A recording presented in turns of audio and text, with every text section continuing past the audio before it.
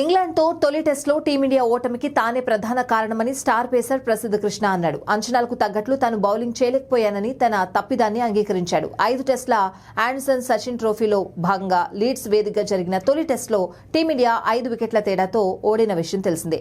ఈ మ్యాచ్లో ప్రసిద్ధ్ కృష్ణ దారుణంగా విఫలమయ్యాడు. 2 ఇన్నింగ్స్లో కలిపి 220 పరుగులిచ్చి 5 వికెట్లు తీశాడు. ఓవైపు బూమ్రా కట్టుదిట్టంగా బౌలింగ్ చేసినా మరోవైపు ప్రసిద్ధ్ కృష్ణ ధారాళంగా పరుగులిచ్చేశాడు. దాంతో ఈ మ్యాచ్లో టీమిండియా 371 పరుగుల లక్ష్యాన్ని కాపాడుకోలేకపోయింది. అయితే తాజాగా తన ప్రదర్శనపై మాట్లాడిన ప్రసిద్ధ్ కృష్ణ లోపాలను సరిదిద్దుకుని మెరుగైన ప్రదర్శన చేసేందుకు ప్రయత్నిస్తానని చెప్పాడు. తొలి ఇన్నింగ్స్ లో నేను ఆశించిన రీతిలో బౌలింగ్ చేయలేదు. రెండో ఇన్నింగ్స్ వచ్చేసరికి పిచ్ నెమ్మదించడంతో నా బౌలింగ్ కాస్త మెరుగైంది. ఖచ్చితంగా నేను అనుకున్న విధంగా సరైన లెంగ్త్ లో బౌలింగ్ చేయలేకపోయాను. పిచ్ ను అర్థం చేసుకోవడం విఫలమయ్యాను. ప్రొఫెషనల్ ఆటగాడిగా నా లోపాలను అధిగమించే ప్రయత్నం చేశాను. ఈ విషయంలో పూర్తి బాధ్యత తీసుకుంటాను. భవిష్యత్తులో మెరుగైన ప్రదర్శన చేసేందుకు ప్రయత్నిస్తాను. ప్రతి ఓవర్ను మేడిన్ చేయాలనుకుంటా. అయితే తొలి టెస్ట్ లో అవుట్ ఫీల్డ్ వేగంగా ఉంది. నిజం చెప్పాలంటే నేను బౌలింగ్ చేసిన లైన్ అండ్ లెంగ్త్ చాలా సార్లు పర్ఫెక్ట్ గా లేదు.